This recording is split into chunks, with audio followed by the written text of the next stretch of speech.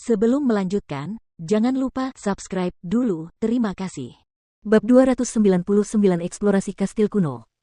Setelah mendengar kata-kata itu, Chu Feng tidak bisa menahan diri untuk tidak terkejut. Dia tidak pernah menyangka bahwa dia bisa merasakan teknik pembantaian harimau putih yang ada di tubuhnya. Haha, kamu tidak perlu khawatir. Aku tidak akan sebangga orang itu.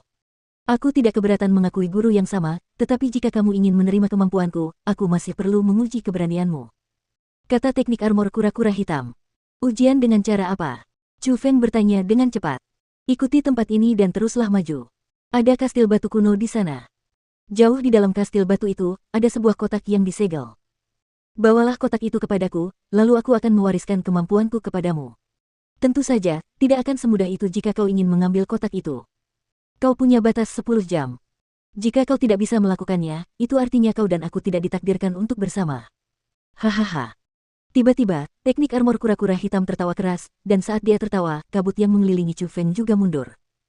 Ketika kabut benar-benar menghilang, Chu Feng juga kembali ke dunia gua yang luas. Namun, teknik armor kura-kura hitam sudah menghilang dan tidak dapat dilihat. Senior, apakah ada sesuatu yang melindunginya? Atau apakah itu berarti ada semacam mekanisme? Chu Feng bertanya dengan cepat dan keras, tetapi itu tidak berguna karena setelah teknik armor kura-kura hitam pergi, itu tidak kembali. Seolah-olah itu benar-benar menghilang dan tidak meninggalkan satu jejak pun. Pada saat itu, Chu Feng tidak dapat menahan diri untuk tidak mengalihkan pandangannya ke arah yang ditunjukkan oleh teknik armor kura-kura hitam. Ada sebuah terowongan yang terbuat dari bebatuan gua. Itu sangat mirip dengan terowongan di pintu masuk makam kaisar di bawah kota burung Vermilion. Chu Feng tidak ragu-ragu saat ia mengeluarkan kompas roh dunia lagi dan melangkah maju. Ia benar-benar tidak berdaya menghadapi daya tarik keterampilan rahasia. Chu Feng, aku merasa bahwa keterampilan rahasia itu menipu kamu. Namun pada saat itu Egi dengan sungguh-sungguh mengingatkan. Egi, apa maksudmu? Tanya Chu Feng. Saya merasa bahwa keterampilan rahasia itu licik. Keterampilan itu tidak akan mewariskan kemampuannya kepada Anda dengan cara yang begitu sederhana. Selain fakta bahwa hal yang diperintahkan untuk Anda dapatkan sangat sulit diperoleh, bahkan jika Anda mendapatkannya, keterampilan itu tidak akan serta-merta mengakui Anda sebagai tuannya. Mungkin keterampilan itu bahkan akan melahap Anda. Egi mengingatkan. Benarkah? Apa manfaat yang didapat dari menggunakan aku seperti itu? Chu Feng agak bingung. Itu mudah saja. Alasan mengapa ia tinggal di sini kemungkinan besar karena ia terjebak di sini. Hal yang ingin diambilnya mungkin adalah hal yang dapat memulihkan kebebasannya. Kamu perlu tahu bahwa keterampilan rahasia sangat sombong. Kecuali jika mereka adalah orang yang sangat kuat, mereka tidak akan mau tunduk.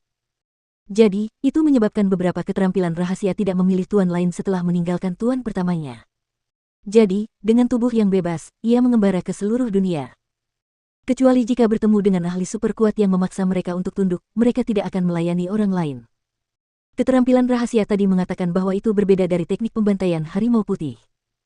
Ia sengaja mengatakan bahwa ia tidak sombong, tetapi itu membuatnya lebih mencurigakan dalam menyembunyikan kesombongannya. Secara keseluruhan, saya merasa bahwa ia tidak akan dengan mudah melayani Anda, dan sebaliknya, ia tampaknya memanfaatkan Anda. Egi menjelaskan. Memang, hal-hal baik yang berada dalam jangkauan sentuhan akan selalu membuat orang ragu. Namun, saat ini, aku bahkan tidak punya pilihan lain. Selain itu, yang saat ini aku takutkan adalah kotak yang ingin aku ambil tidak akan mudah diambil.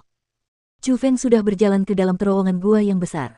Di depannya, simbol-simbol besar yang padat juga muncul. Ini adalah simbol anti-iblis. Mungkinkah ada roh jahat yang menjaga di sini? Pada saat itu, bahkan Egi tidak bisa tetap tenang. Simbol anti-iblis digunakan untuk membatasi roh jahat, dan mereka yang mampu menjadi roh jahat setidaknya harus memiliki kultivasi di alam surga. Itu bukanlah sesuatu yang bisa dilawan oleh Chu Feng. Sepertinya teknik armor kura-kura hitam benar-benar memberiku tugas yang sulit. Chu Feng terkekeh getir dan dia tidak bisa tidak menjadi lebih berhati-hati.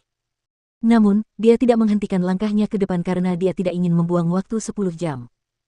Setelah 2 jam tergesa-gesa, terowongan gua juga mulai membesar dan simbol anti-iblis juga semakin rapat. Yang juga berarti bahwa Chu Feng semakin dekat dengan roh jahat itu. Akhirnya, setelah 2 jam berjalan, simbol anti-iblis menghilang dan sebuah kastil tua besar muncul di depan Chu Feng. Bentuk kastil tua itu seperti tengkorak manusia.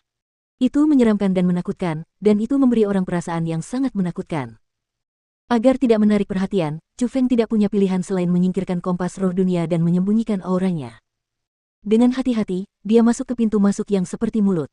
Chu Feng, dengarkan aku. Dengan kekuatanmu saat ini, jika kau bertemu dengan roh jahat, kau pasti akan mati. Roh jahat menguasai kekuatan formasi roh, dan meskipun tidak memiliki kekuatan roh, jika roh itu menguncimu, melarikan diri hampir mustahil. Jadi, jika kau bertemu dengan roh jahat, kau harus membiarkanku mengendalikan tubuhmu atau kau dan aku akan mati di mulut roh jahat itu. Jika dikonsumsi olehnya, bukan hanya kau, bahkan aku pasti akan mati. Kita akan diserap dan dimurnikan seperti energi sumber dan kita akan menghilang sepenuhnya dan menyeluruh. Egi mengingatkan dengan serius. Baiklah. Chu Feng menganggukkan kepalanya.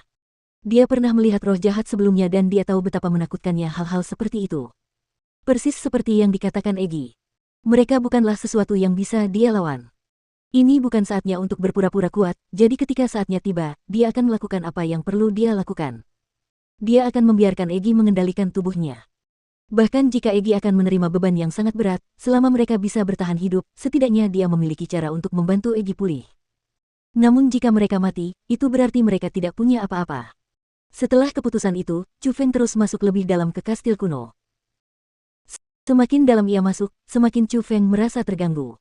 Ia heran menemukan bahwa hanya ada satu terowongan di kastil kuno itu. Agar tidak ditemukan oleh roh jahat, Chu Feng tidak berani menggunakan kekuatan rohnya untuk mendeteksi. Chu Feng terpaksa bersikap pasif dalam situasi seperti itu. Namun, dia tidak punya pilihan lain. Dia hanya bisa terus maju, dan akhirnya, Chu Feng mencapai ujungnya. Di ujungnya, aula utama yang luas muncul di depan wajah Chu Feng. Gaya aula utama dapat digambarkan dengan satu kata, aneh. Kegelisahan menyebar kemana-mana seolah-olah roh jahat yang mengerikan dapat muncul di hadapan Chu Feng kapan saja. Tetapi Chu Feng tidak punya waktu untuk memikirkan hal-hal itu karena pandangannya saat ini sudah tertarik ke sebuah kursi besar di ujung karena ada kotak aneh di kursi itu. Kotak itu sangat besar dan bentuknya sangat aneh. Bentuknya seperti peti mati, tetapi peti mati itu memiliki ribuan lubang dan ukurannya 10 kali lebih besar dari peti mati biasa. Sial, ada formasi roh di kursi ini. Melihat bahwa roh jahat tidak ada di dalam kastil kuno, Chu Feng segera tiba di depan kursi besar itu. Namun, dia menemukan bahwa di luar kursi, ada lapisan formasi roh pelindung yang sangat mengesankan. Jangan panik. Dengan teknik pembentukan roh yang saat ini kamu kuasai, kamu seharusnya bisa menguraikannya. Namun tidak ada yang tahu kapan roh jahat akan kembali jadi kamu harus cepat. Egi mengingatkan. Aku hanya bisa melakukan itu. Chu Feng menggertakkan giginya. Untuk mendapatkan keterampilan rahasia, Chu Feng hanya bisa mengambil risiko bahaya ditangkap oleh roh jahat kapan saja untuk menguraikan formasi roh di kursi besar. Namun, semakin dia menguraikannya, semakin Chu Feng merasa gelisah. Dia merasa ada sepasang mata yang menatap di belakangnya, namun ketika dia berbalik untuk melihat, jelas tidak ada apa-apa di sana.